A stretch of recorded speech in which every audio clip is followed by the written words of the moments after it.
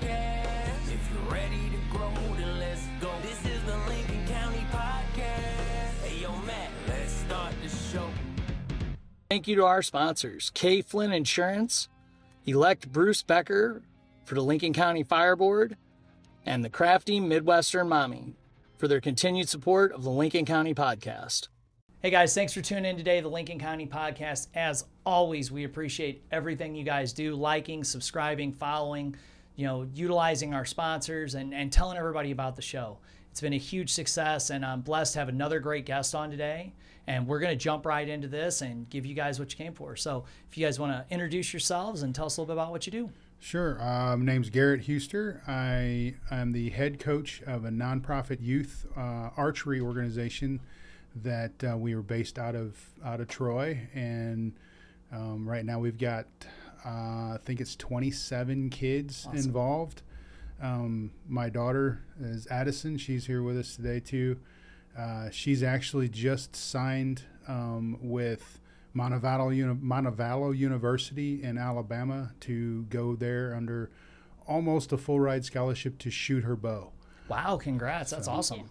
Yeah, so that's our big thing is taking kids that aren't necessarily your picture perfect, jock or any of that kind of stuff, because really if you have the ability to draw a bow back or even not, there's some adaptive stuff out there that is available there. The opportunity is just absolutely amazing. Wow. For the archery end of it, to actually go at the collegiate level. We work with 29 different colleges throughout the U.S., putting kids in college, shooting their bows. It's much different than like the National In-Schools archery stuff, the NASP, where they actually, in that program, they can earn scholarships, they can do different things like that, but and the scholarships they earn, they can take to any college and go and use that money and utilize that money to go to any college. What we do is actually put kids in college shooting their own equipment, their own bows at the collegiate level. There's a conference for it. It's just like if you were going to go to school to play baseball or football or basketball or any of that. It's the same thing that's going on. I mean, it's the amazing part of it is that right now it's 46% of the kids that are shooting archery have a scholarship opportunity. Wow, that's huge. Yeah, where your normal sports is like 7. Yeah, it's amazing. Just the opportunity is out there. Not everybody's going to get the full ride, that kind of stuff. But just the scholarship opportunity to be at 46% is pretty amazing. I mean, when you start talking about it, and it's just to do the sport that I am ridiculously passionate about and have a lot of fun with, and just I feel very blessed to be able to bring it to all these kids and help them along their way with education. That is awesome. Yeah, that is really cool. Congrats on the scholarship. That is something that I don't think a lot of kids, I think parents might think about it, but I don't think people put as much effort into that at an earlier age than they need to. Yeah, absolutely. Like that's something that needs to be something that's on the table if that's the path they're going to take. Well, there's a you doing karate. Yeah. It's a discipline. Yes. It's very much a discipline, and archery is very much the same way, just like playing golf is a discipline. It's not a team sport. It's an individual sport. Now there is some team aspects of it, but for the most part, it is an individual sport. So you're out there competing. What we always tell all the kids and tell everybody is you're competing against yourself. You want to better yourself from the day before, better yourself from the tournament before. You're not out there just to absolutely crush everybody that's there. You're there to make make a stand for yourself, to better yourself. Keep progressing and getting better. Obviously, you want to be on the podium when the day is done. Yeah, but like you said, you're getting out there to do better than you. And if you focus on that, that's been, I think, my biggest success point with the academy is we're not getting out there to beat that kid. We're getting out there to do better than we did last time. Mm-hmm. And I always tell my students, like when they run their katas, they run their forms, you're running it for the perfect run. You're not running it to beat the other guy. You're just running to run the best. And if when you step out the match, you say, you know what, I ran the best I could. Right.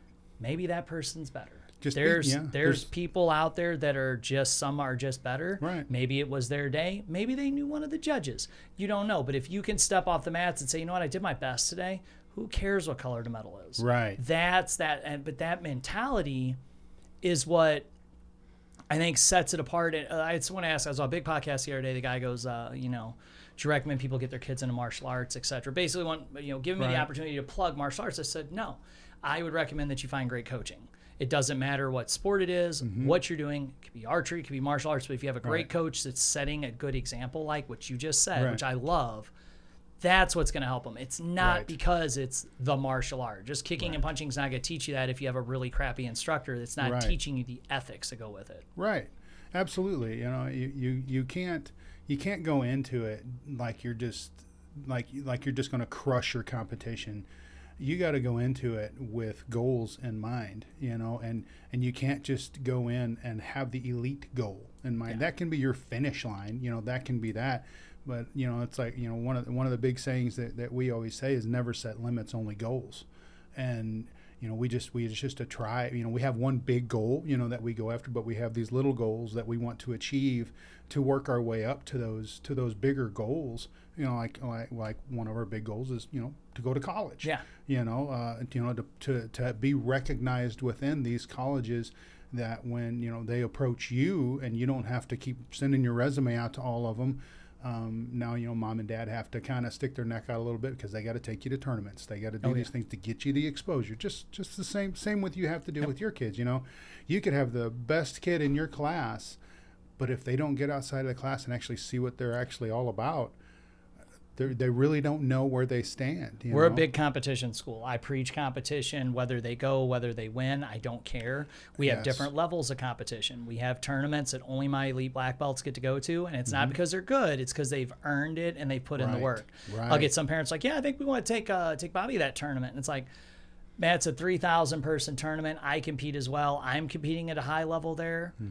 I'm not there to follow you around and babysit you like at a local one in a local gymnasium. We're talking about thousands of dollars of travel, different levels. But I preach everybody, go to the tournament, see how well your kids doing. Even if they don't do well, it's teaching them to handle criticism, to deal with loss, and to deal with, you're in a large room, there's all this stuff going on, that focus, which has got to be huge with what you do. Yeah. The focus level, but it teaches that. And I always just laugh at society. My friends of mine that we're all been competing our whole lives, and we love it. Like we go to tournaments, like, it's all our friends. And like my favorite times is when I get to compete against one of my friends that's like super good. And I'm like, oh man, I got to do my best today because even if I don't win, I can't look like a punk. I got to do good. And I'm not talking fighting. I'm just talking running our weapons, arcadas and stuff. And I love that. We all do. We love the journey of it. So with the journey, like how long ago did you start to be at a level that you're going to college for this? Or I guess you got the scholarship for it, so you'll be on a team. I'm signed and everything.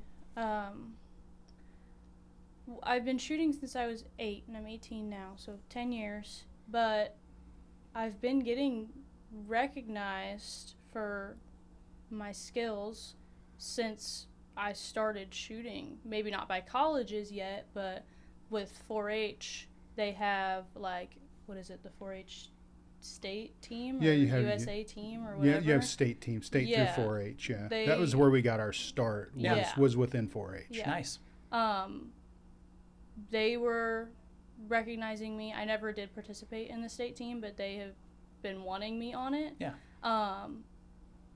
And I guess being noticed by colleges didn't really happen till I got to high school, and that's when they start looking for recruiting people. And Lindenwood, a local college in Missouri, has asked me about joining their team and stuff, but I've always known that I wanted to go out of state for college. I wanted to have a very fresh start and just do something completely out of my comfort zone. So William Woods kind of tracked you down Woods too. Yeah. And I checked them both out. It's just I knew I wanted to do something very different from my She had normal. several. They generally don't come to you and say, "Here's the offer." They'll come to you and say, "Hey, come tour our school." Yeah. So then you go tour the school, and then they want you to come see the complex, and then they talk and discuss, and sometimes they'll make you an offer then, sometimes they don't, sometimes they send you on, and for a lot of it, there's not too many colleges that have had archery teams for a very long time. Texas A&M is probably the biggest. I'll be talking out of turn when I say it, but I want to say that they've been probably one of the longest running archery collegiate teams in the U.S. And I don't know the breakdowns of who is who and what is what. I just know Texas A&M's been around quite a while. Then there's some teams out there right now, like University Cumberland's. I think they've got 76, I think, on their archery team, which is big. That's almost, I think they call a full, it's full team, whatever. Yeah. But it's neat when you get to see all that kind of stuff. I mean, I've been competing in archery pretty much my whole life and doing it, and that's where she started showing some interest when she was 8, and got her into a bow, and she started shooting in 4-H, and that really sparked the interest in me to start teaching, because I had just been an archer, just been shooting and having a good time, doing my thing. And then when she showed the interest, there, in my eyes, wasn't real good coaching around at the time.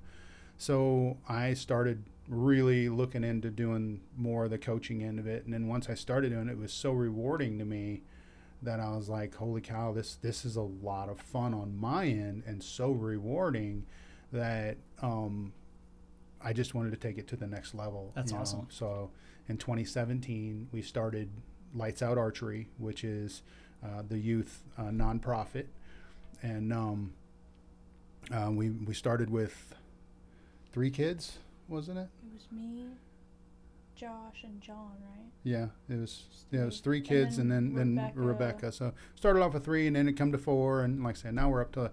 We generally stay between 25 and 29, somewhere in there. Generally, kind of where we stay. But it's been a great time. I absolutely just can't get enough of it. I love seeing the kids, reaching their goals and doing what they love, and achieving things that they didn't think they would achieve. I mean, there's I got autistic kids that shoot with us. I've got the normal sports kids. All I mean, you Just name everybody. Everybody. That's how it is with martial arts. You got a mix of everyone. Yeah, in fact, we've one of the kids that's in my club is a black belt through your martial arts. Alex, yep, yeah, that's awesome. He's he loves it. He has a great time with it, and we just keep plugging along. And he's every time he's smiling when he's done. And I'll have to ask him about. I'll have to pull his teeth to get him to talk to me about it. Yeah, I'll have to ask he does. Alex is quiet. Yeah, he's been with me forever. Me and his mom get a kick out of it all the time. Yeah. Because he's just a quiet kid when it comes to that stuff. He's 80 years old, 8-year-old body, or 10. He's a hoot. You definitely got to pry it out of him. Yeah. I was like, I didn't even know he did that. I think it's awesome, but he exactly is not chatty. Yeah, he's not. And in fact, I mean, he'll even get to the point where like there's something wrong with his bow or something wrong with his setup, and it'll be like to the point where it's like falling apart. And I'm like, Alex, how come you didn't come to me? He's like, I don't know. It was shooting. And it's like, oh man, you need to come to me. We had that same talk at a tournament. I was like, didn't know you were coming today. Well, I wasn't. Where is that? I'm like, you gotta let. I didn't even know. Like, I turned around. I'm like, where'd you come from? He's like, oh, we changed our mind last night. I'm like, dude, you're killing me. Okay, because every tournament's different. We have strategies for each tournament. And I felt bad because when I had asked in class, and so I didn't put him in the strategy talk. I am Julie Forster with Crafty Midwestern Mommy, your local boutique embroidery and fabric store. I sell fabric as well as sewing notions and also teach classes. And then we also, on the other side of our business, do machine embroidery, custom apparel for local businesses, and just personalized gifts. Again, the store's name is Crafty Midwestern Mommy, and that's how you can find us on all social media platforms as well as our website. So for me, I know what it's like to have kids that compete and to go around and do the things and hit the tournaments, because with martial arts, you got your locals and you got your next level, then you got your next level, then like we've done worlds where we've traveled outside. What does that look like on your guys' end? And I want to hear from both, like as a competitor, like leveling up and going to these comps and getting your brain. Like, I think archery's getting bigger. One, Joe Rogan, I mean, that dude just talks it up on his podcast, which has been huge. Right. And I have his same outlook on stuff when it comes to, I love stuff that requires discipline and repetition. It's just my go-to. Right. And so, like, you hear him talk it up and talk about the focus and different things, and he's had a few guys on. I try not to listen to all of them because I tend to be like him too. I tend to get into things. I'm like, I'll avoid things sometimes. I'll be like, that sounds like I could get really into it. Right. So from like your aspect of doing it and everything, and then, you know, I compete all the time, so I get it, but I don't think parents always understand like how much of a commitment. I preach this with my team, that they owe their parents so much, because the commitment from the moms and dads, like when we have our competition team and parents like, I want Johnny to be on the competition team. Cool. You and I got to talk. And they're like, why? I was like, because you have to do 5 tournaments here to be on our team. This one's required. I don't take any ifs or buts about it.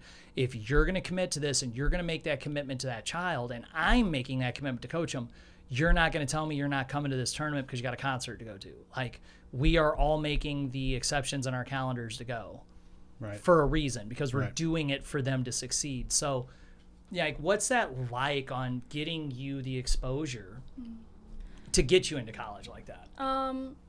We go to a lot of tournaments. It's Like, what do you mean by a lot? Because so keep in mind, not a lot of people listening compete at anything. I found that, I don't know what the percentage is, but the percentage of people that actually compete and do things like other than Friday Night Bowling League is really little. I didn't realize this till I got older, because I've been in martial arts as a kid. I just thought everybody competed. And stuff. And a friend of mine called a coworker out one time. The guy was kind of ragging on me, and he's like, what have you won? Matt's bedroom at his house, his spare bedroom's full of trophies. Yeah. And the guy was like, he couldn't answer it. Right. And then it hit me. I was like, not everybody competes. So, like, when you say a lot, what is a lot for you? So, just on, like, the base level of things that pretty much me and all the other kids in the club do, is we have 3 regionals and 3 states, and we pretty much require that you go to at least those tournaments.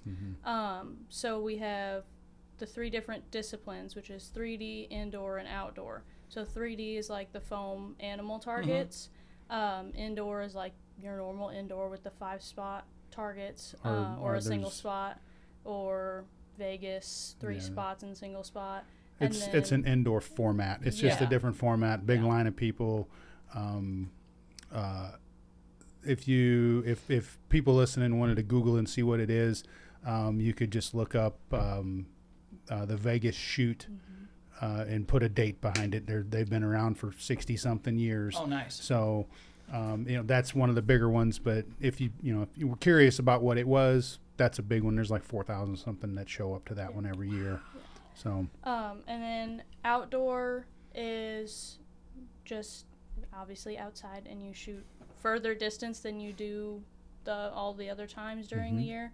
So, and it's they base the rules off of outdoor very similarly to USA Archery, which is just another archery organization, which is probably the biggest one, I would say. Yeah.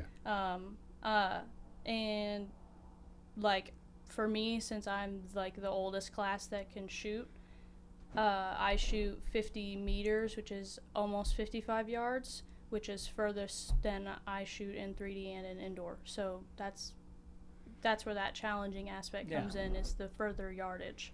But so we have a regional and a state for all 3 of those, and then there's also what are called pro-ams. So any age can shoot that. You shoot them with me most of the time. It's just separated by different classes that have different age groups and stuff, and also goes off of your equipment. But those are kind of some of my favorite tournaments, because you get to shoot with people in like your class, and then you also get to watch a lot of pros shoot. Oh, cool. So that's why they call it the pro-am, because there's pros there and there's amateurs. So, and like when you're younger, they have like a shoot with the pros day. That's usually like a day before. They call it practice with the pros. So you get to literally shoot on the line right next to a professional archer. Several of them. Yeah. Like they kind of like you stay on one target, and then they'll shoot like 5 arrows, and then they rotate to the next and rotate to the next. So it's in the grand scheme of things, like when you got a pro athlete, generally they're shielded. You don't get to be next to them. No, you for know, sure. Where in the archery game, what we do, what we're talking about now with what she was just saying with the pro-ams is when you start shooting 20 yards, there's two different age bracket brings you into distances. I think you switch to 20 yards. You go from 10 yards to 20 yards, I believe, at between 11 and 12. So then you'll shoot 20 yards. So then on the first day of those tournaments, there's 4 targets on what we call a bale. A bale is like 48 by 48, and there's 4 targets on that. And then so you have 4 archers that will shoot with you on that bale. One of those 4 is generally a pro. So on the first day, you get to shoot with, it could be number 1 archer in the world that you could be shooting with, and you get to talk with them. And most of the time, these guys love to chat, especially if they get with a kid. Yeah. They really love to talk with the kids, and a lot of times you'll catch the pros watching the 10-yard kids, just standing back and watching them. And if they see a meltdown happening, because some kids, freaking out, you'll see one of the pros go up there and just try to console them and talk to them. And it's really, really a neat atmosphere when it comes to that, because we're all one big family when it comes to the archery. When you put a bow in somebody's hand, it's like suddenly you belong and you're part of this. That's how martial arts is. That's our favorite thing about the tournaments is my kids will get piggyback rides around from a top pro fighter that's a friend, several different fighters that are female or friends of mine. As soon as we walk in with my daughter, they're like, and they take her and run off. And she has, she knows that they're, our older, our friends or whatnot, but they don't realize it. So like at the last tournament we were at last weekend, there was a young lady standing there, and I've showed my daughter a lot of her social media. I'm like, come on, let's say hi to her. And we were literally taking photos for her. My wife was holding the camera, taking some pictures for her. And Jocelyn was like, no, she's being all shy. I'm like, let's go talk to Haley. Well, she got up on stage later and was discussing with the style of martial art tournaments we do. If you pursue it to a higher level and get really good, a lot of them go into stunt work. And she was listing off Cobra Kai, Blue Beetle. One of the ladies, my daughter was competing. I'm like, you better watch it. Caitlin's watching you do her form. Caitlin is the stunt double for Wonder Woman. Oh, yeah. Like, these people do some high-end, and it's so funny because they're, like, cheering on the kids. They love to come out and watch them. Right. They do private lesson work with the kids. That's awesome. And my kids know, that's really cool. They did a movie, but they don't grasp, like, culturally, you don't go to a little league game and you've got Albert Pujols walking. Like it, not all thing. Not saying that he wouldn't help kids. I'm just saying you don't always have that side by side. Exactly. We may be waiting at a ring and I turn around, say one of my students is struggling, or they may get a pep talk from the top number 1 competitor in the room. Might be like, oh man, dude, hold my bow staff. You could do this. Like that's awesome. That's the same thing that we get. It's amazing when because you work hard with your kids and you see your kids put in that effort, and then when you see somebody who's just from the outside just watching this and then coming up, we'll have pros come up to us, come up as me a coach and nudge me in the arm and go, how long has he been shooting? You're like, oh, he's been shooting like 6 months. Really, 6 months, and he's been doing this good? It's like, yeah. And they like walk right up to him and be like, hey, how you doing, man? How's it going?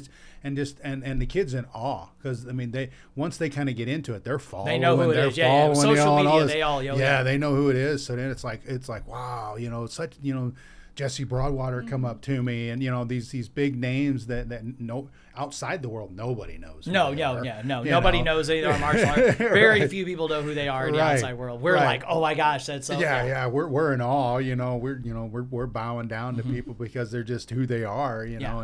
And you recognize the discipline, and you as a coach, that's the best compliment you can get. I've went to different tournaments that we were like the new people at, and I'm sitting there at the head table, and I've got my black belt, all my fancy garb on like everybody else does, and it's hey, how's it going? And one of my students gets up and runs something really good, and it's, hey, that was pretty good. Then all of a sudden we're chummy. Then all of a sudden it's, hey, I really liked what they did. Like, real recognizes real on that aspect of when they see them do good. Right. We actually had the reversal of that recently. I had a tournament where I had a student really struggling, and the center ref kept looking at me.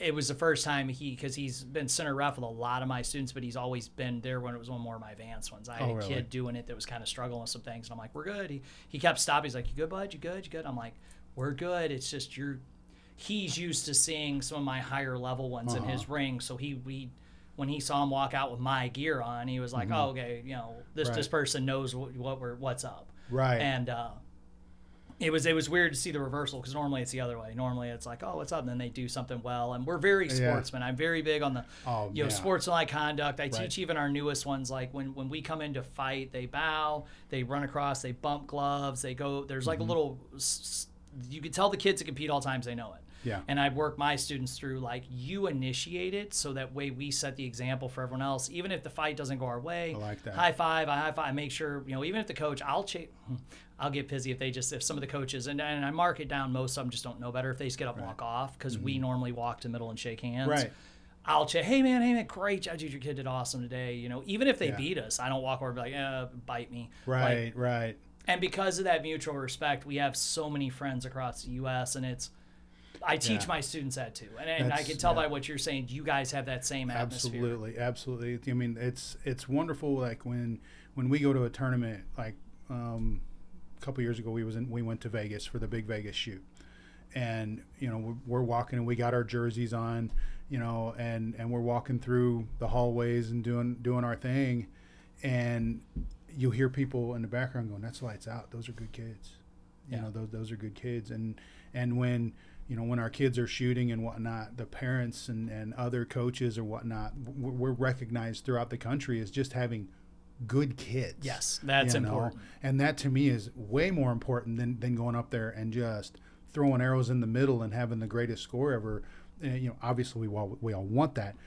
But to me, it's more of a feather in my cap when they're recognized as just being all-out good kids, good sportsmanship. They're cheering on the kid. You know, if there's another kid on their bail that messed up and you know shot a bad arrow or whatever, my kids are the first ones that are going, it's okay, pick it up, man, pick it up. You can't fix that arrow, grab another one, you're good. You know, and that to me is just, it warms my heart to know that that's what I'm putting forward to these kids, is that good sportsmanship, is pushing that forward. Now we all get caught up. Oh yeah, you know, we all get caught up in things. I mean, I just had to discipline my own son here not too long ago, because he got caught up. He made a mistake, and he got caught up in the moment, and it was like, okay, buddy, you just messed up. You have a discipline coming to you, simply because this is not tolerated. Yeah. You know, and there's just no other way around it. You know, even though he's my son. Yeah, it's my kids compete under me, and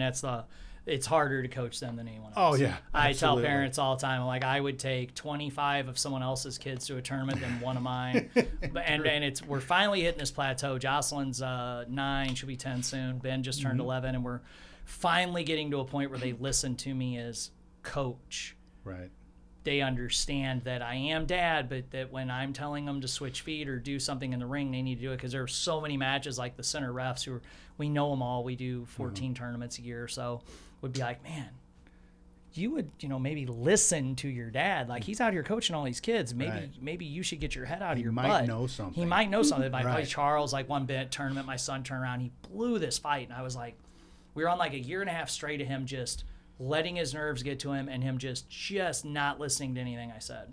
Yeah. And he turned to walk out of the ring. He was mad. I was ready to wring his neck. And Charles caught him in a headlock, was like, hey, if you would listen to your father, bud, like, I am your center ref all the time. Dad sees your potential, because my buddy was sitting beside me and didn't really kind of understand why I was getting frustrated. And Ben, from being in martial arts since I literally, not too many weeks after he was born, my wife went back to work, and Ben was with me at the school every night on the mats. Yeah. He has distance things that can't be taught. People throw stuff, he can slip and move things. He has no clue his ability. Yeah. That's and awesome. I finally got him to, like, cut this angle and throw something in, and my buddy slapped my arm. He goes, now I know why you're mad. I was like, you see what he's physically capable of. That's why I'm so irritated right now, because he wasn't doing it wasn't that I didn't want him to lose. I just knew what he was capable of. Right. And it's hard when it's your own kid. It is. But that sportsmanship, like, the first time my stepsons had gotten into soccer, and I went to one Pee Wee soccer game. Mm-hmm. One. Yeah. I heard how grown adults were yelling at children. Oh my gosh. I was like, I gotta go to the car. Yeah. I'm gonna go to jail today. I can't do this, because we would not tolerate that in a second in a martial arts tournament. And archery. Very rarely have I had that. I couldn't believe it though. I was like, wow, this is another, let's mark that up. Okay, quit blaming social media. Let's not act like jackasses at the kid's soccer game. Oh my gosh. Some of that stuff's bad. Oh, like you said, you get caught up in the moment, but then there's some parents it's like, wow. Oh, some parents, wow. I mean, it's, like we have rules. I nip that in the butt real quick. If I get someone joins at the school and they start just slightly, I'm like, oh, okay, class talk. Yeah. Well, I'm lucky now that we've kind of have this role going that the other parents teach the new parents. Yes. Because, we'll go get a new parent in and they want to be like right on the kid and the whole thing, all this and that. And the other parents are like, just let them do their thing. Let's just step back over here. And they're like, yeah, but I need to. And they're like, nope. You just stay back over here with the rest of us and we'll talk and chat while they're practicing and doing their thing. He's got it. I didn't realize how much my parents at the school, my veteran parents at the kids, because with our Team USA kids, we compete all over the world. Yeah. Were doing that for me. And I actually, one mom pointed out one night, she goes, yeah, you would kind of have the class doing something and you turned to check something on your phone. And the parent was like, is he on his phone in class? And she's like, listen, been here for 6 years. Matt sees everything. The class never gets out of control. Right. Let him do his thing.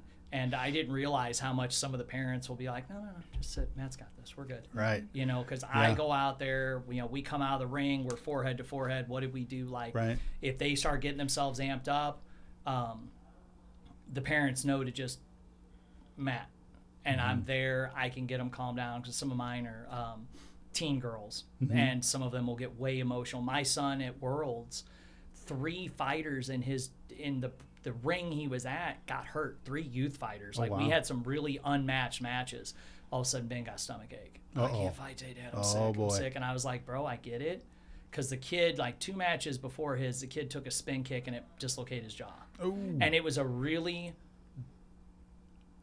The judge of the kid, the coach of the kid that got hurt shouldn't be allowed to coach because this kid was put on the team to fill a spot. I don't remember what country he was from, but the kid he fought earned his way on that team and went on to win gold. Was amazing. And he really, truthfully, both coaches should be ashamed of themselves because the coach of the really good kid should have said, hey, man, chill it out. Yeah. And the coach of the other kid should have known better and put that kid in that damn tournament. That kid had no clue. Right. Got smoked. Ben was getting sick. And me trying to talk him through, I'm like, listen, buddy.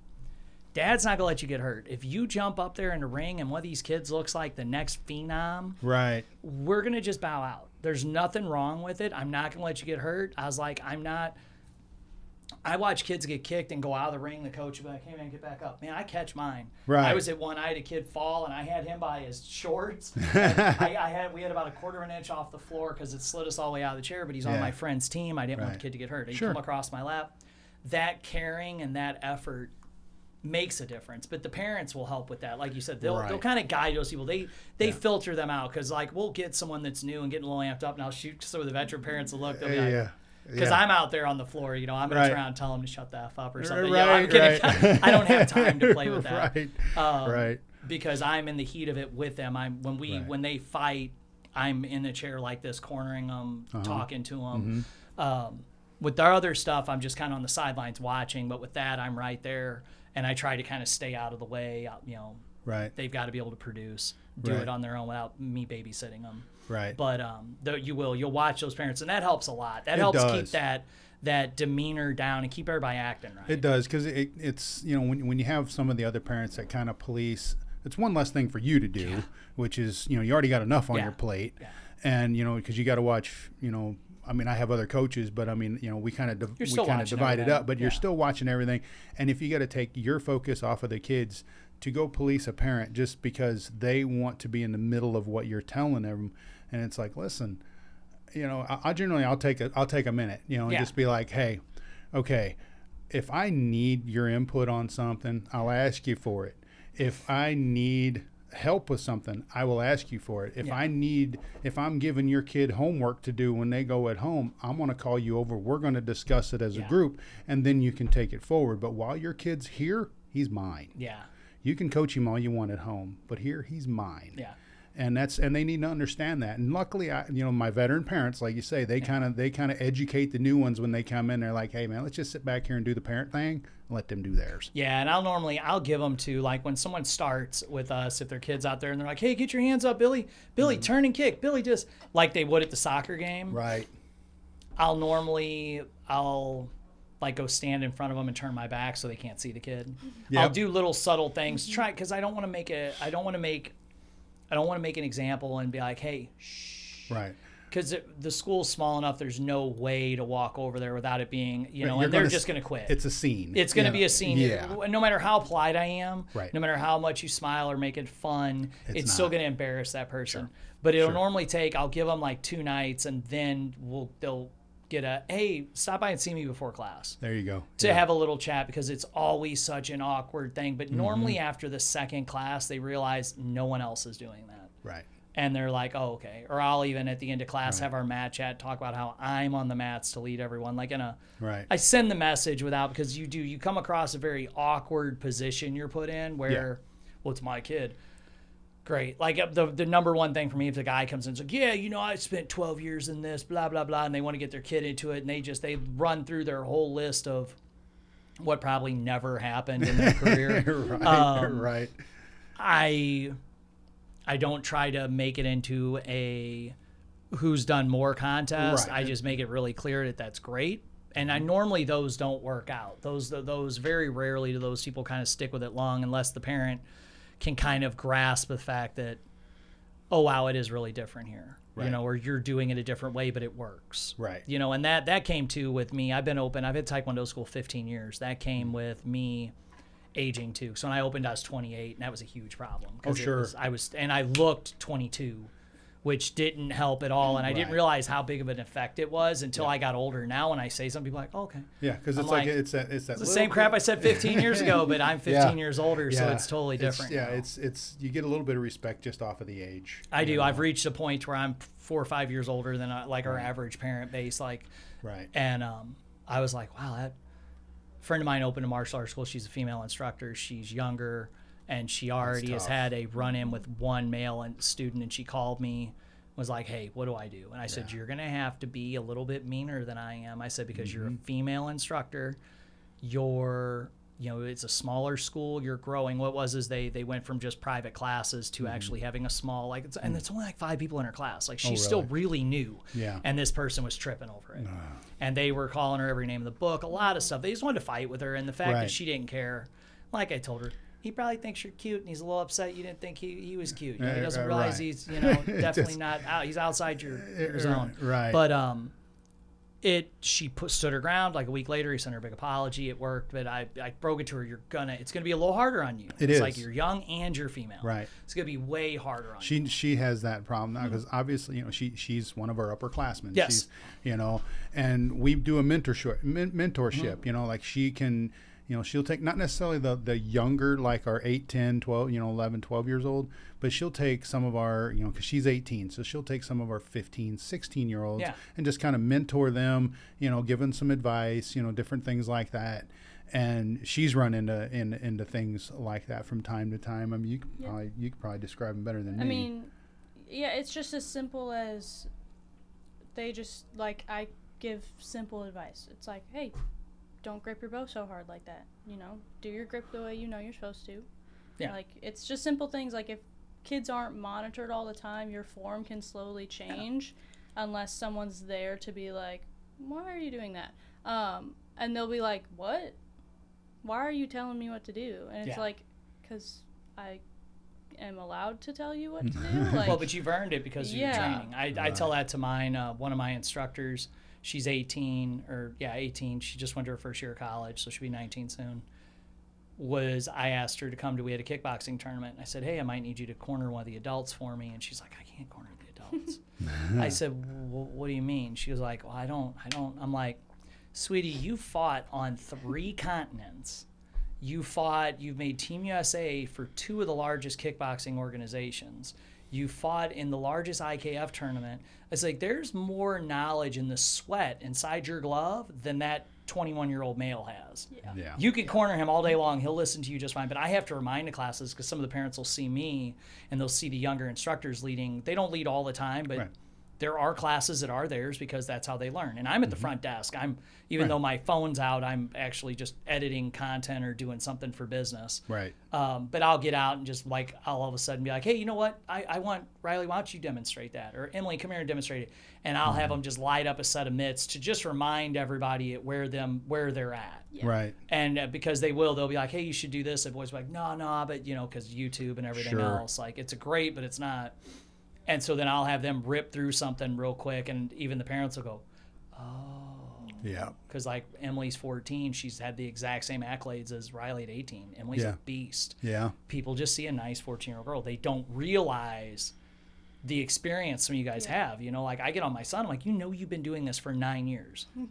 Well, you're just mad at me today. No, I'm mad at you because you're making the same dumb mistake that the person that's been here for 6 weeks is. Right. You know better. You've been here for 9 years. You've been doing this. I'm like, dude, by the time you're 18, you're going to have more experience. And so many people in your profession with this. Like, there's things that are excusable to the person next to you because they've been here for 2 years. 9 years. Like, I get audio calls. I'm like, dude, you've been doing this a long time with me. I know we've covered this. Right. But that is hard. That is a hard part of it, is them understanding the accolades and the hours that you put into it. Like, to get where you're at, how many hours do you think you have to practice? Yeah. As many as you have in the day. I always tell my students, that looks great, and I do it 1,000 more times. Right. And then like 2 years later, they start winning with it. I'm like, how many thousands do you think you did? They're you were right. I'm like, guess what? You want to get to that next level? I know, 1,000 more. That's right.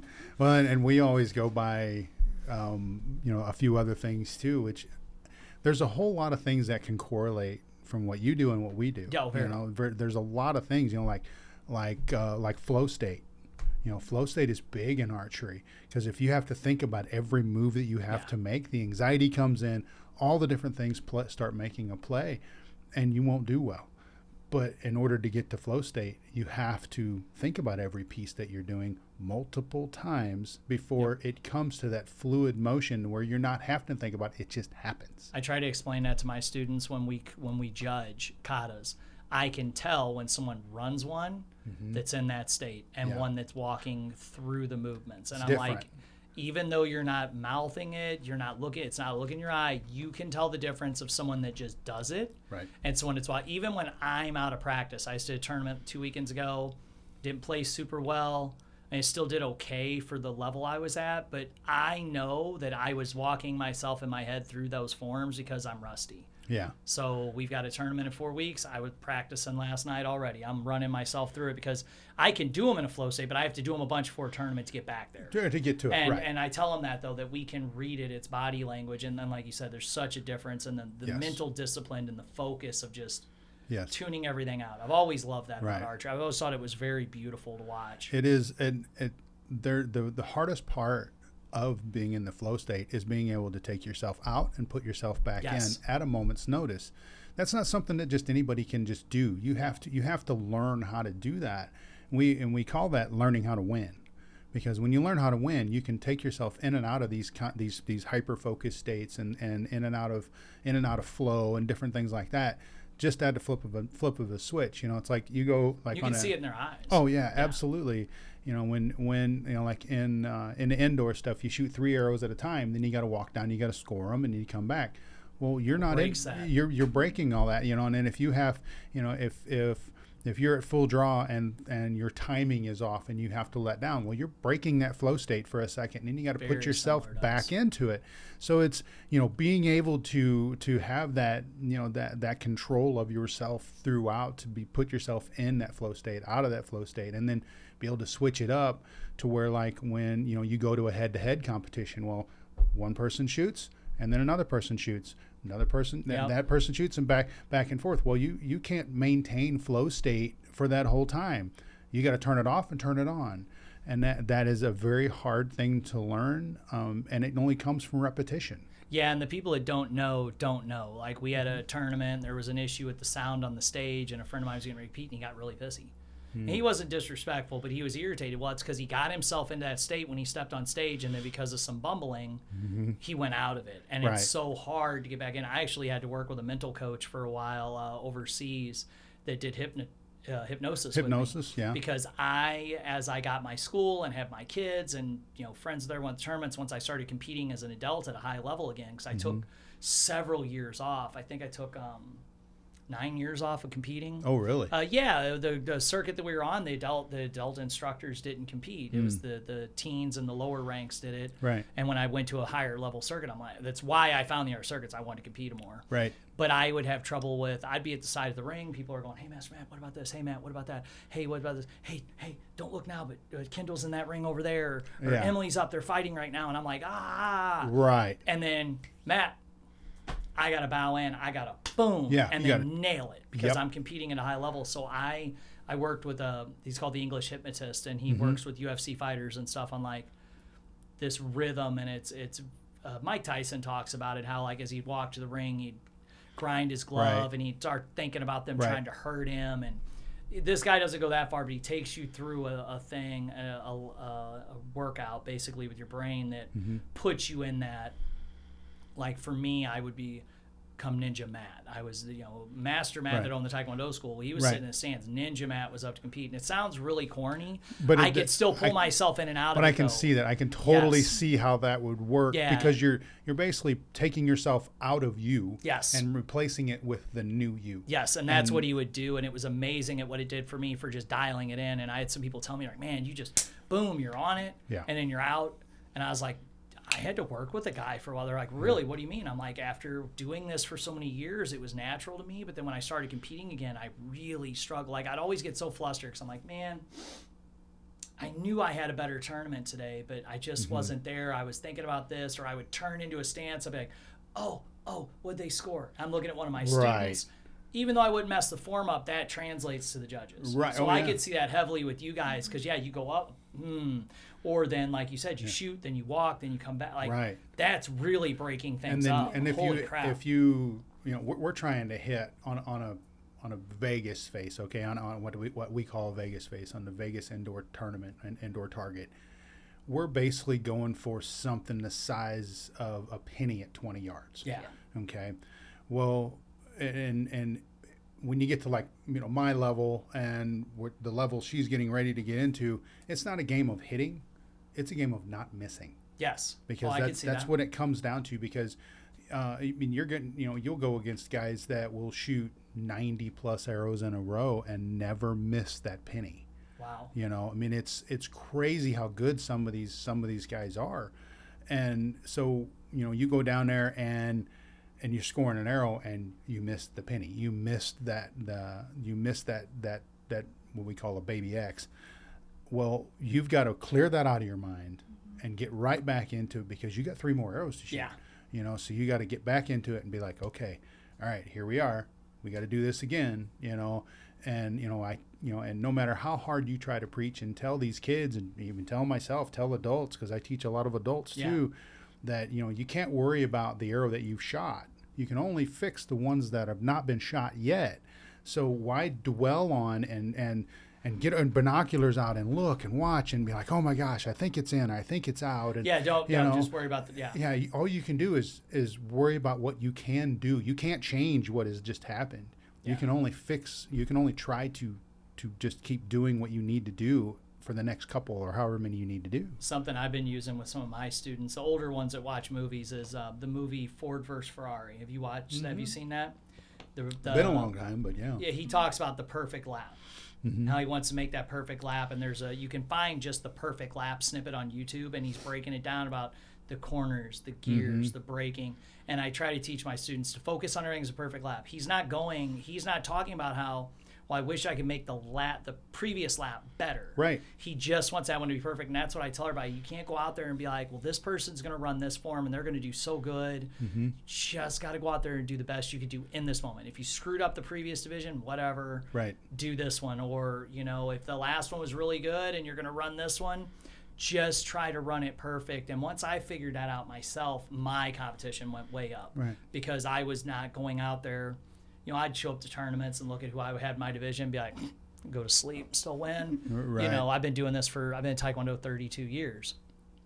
They haven't. It's just that simple. Right. I've been in divisions where a guy got his black belt 2 weeks before I got my black belt before he was born. You know, Right, 18 right. plus division. There's a Right. very good chance an 18-year-old in that division, I got my belt before he was Right. alive. Like, But I then got my black but, belt. But then you can have the other way around where that 18-year-old will come out there and show you Yes, what to yes, do, yes, how yeah. bad you really think, you know. I mean, It can it's- go either way. Yeah, Yeah. absolutely. And So that's, you know, got to get into that state. yeah. You got to get into that right. focus. It's, you know, we've, you know, there's. I've beaten you. Oh, yeah. She's took me to school a couple of times on some shoots. Just, you know, it's like I have a bad day or I have an off day, or it's just she just beats me. You know, I mean, And there's times she. Just it's good that beats they me. see that. Oh, yeah, You know, I absolutely. didn't realize it. I was doing a sync form with one of my black belts, and that's where we do it together in unison. Mm-hmm.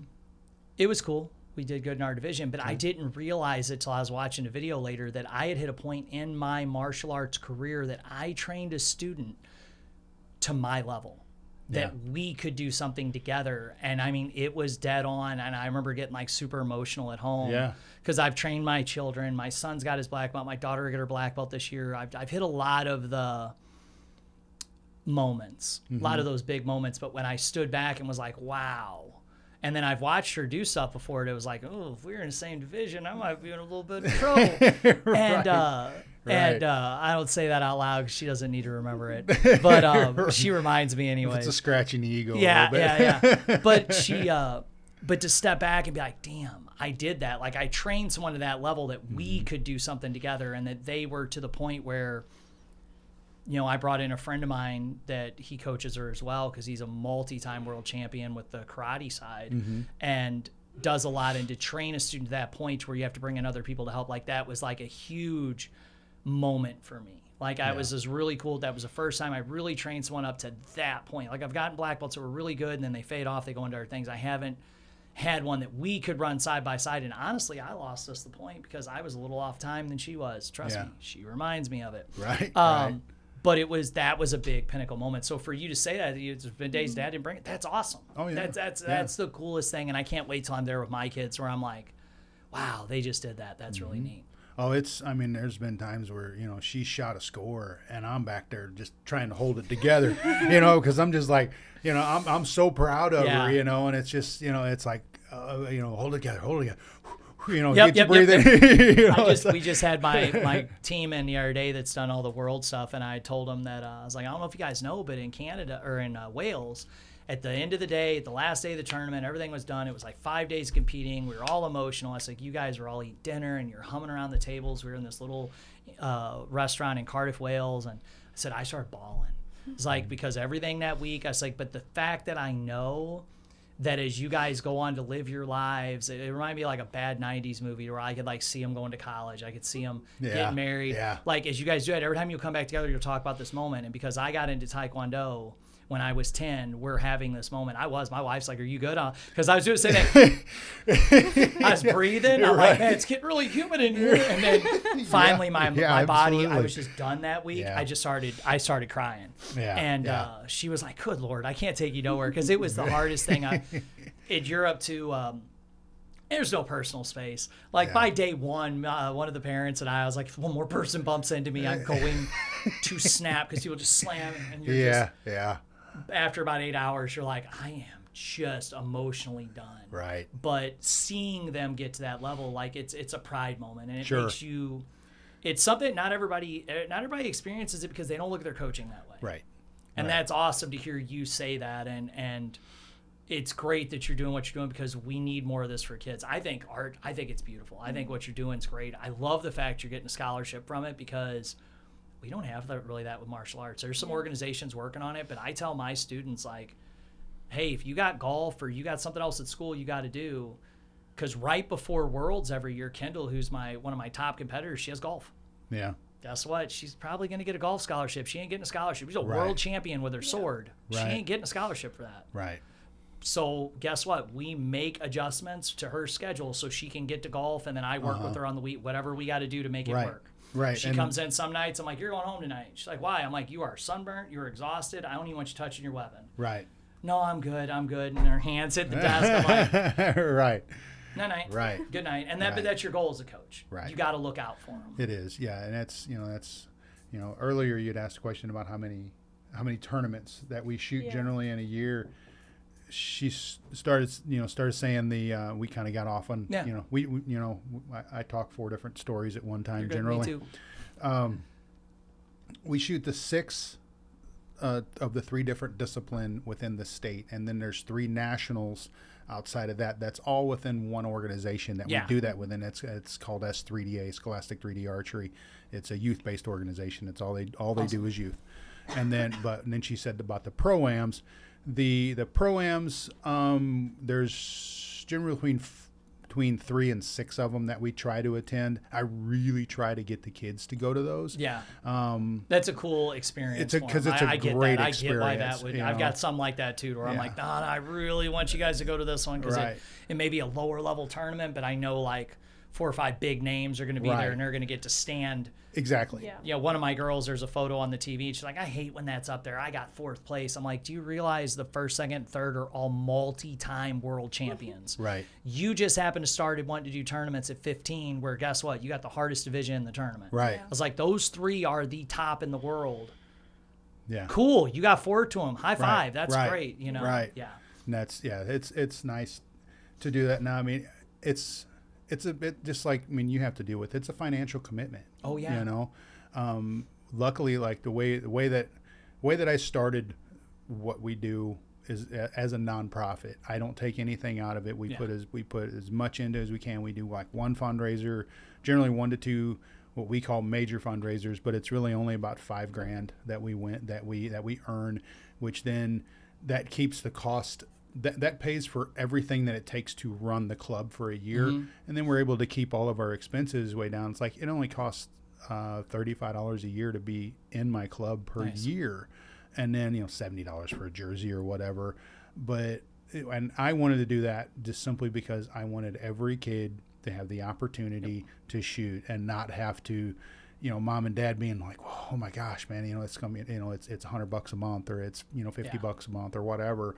And as long as we can maintain what we're doing by just raising enough money to keep covering the expenses, and we keep rolling like that. Now, I want to get to the point to where we are earning enough money through whether we're applying for grants or doing fundraising to where I can take my elite kids and we all go to Vegas. Yeah. To where that money gets allocated to take them somewhere. We're not to that point yet. That's hard because those get expensive. I know from us traveling, those get really expensive. It does. When you start talking about all the plane tickets and you start, all the hotels. As soon as you add a plane in, the hotel, the plane, the food, it skyrockets. Yeah, it's crazy. But we all have goals. It's what I want.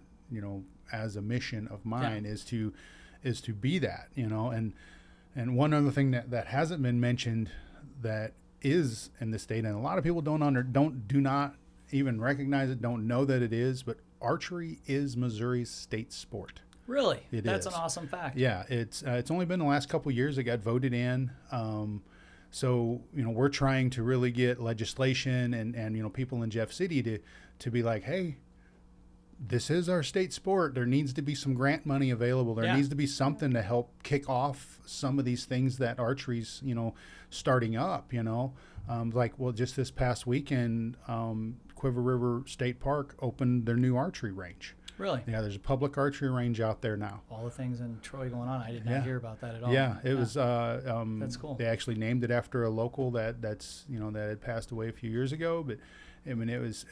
We were lucky enough to go out there for the ribbon cutting ceremony.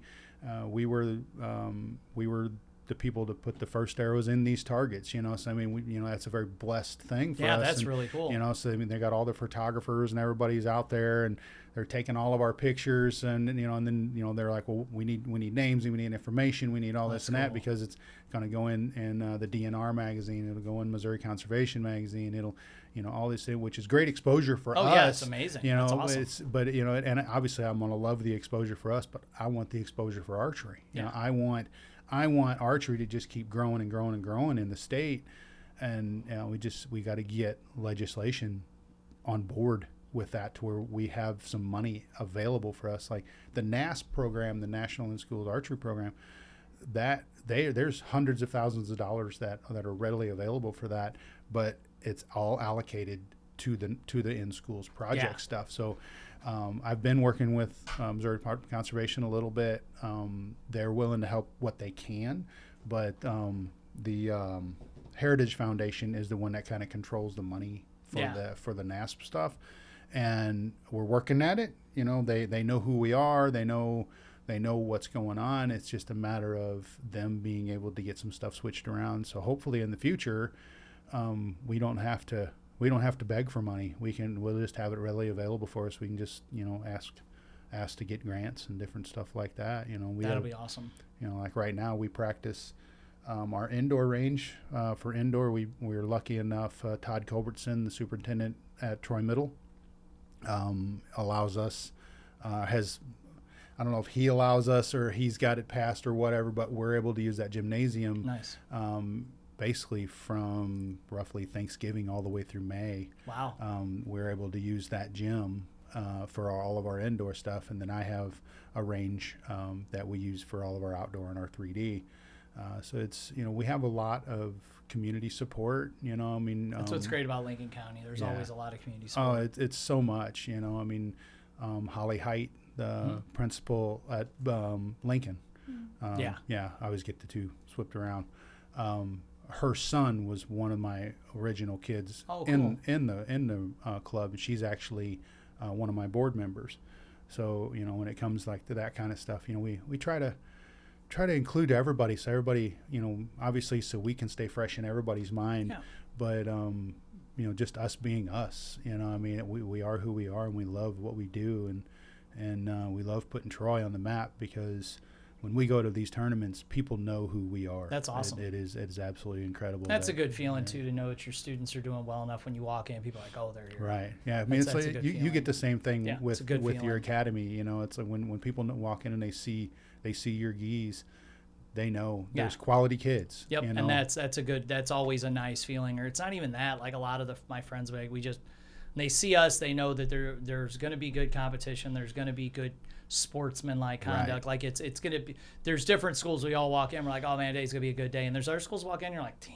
Oh man, now we're gonna have a headache. Because there's gonna be a headache. There's gonna be something. Their coach is a big mouth or something. You know, there's always those. But you're always gonna have that. If people want to find you guys to support, to join, to anything, how do they find you as we wrap up?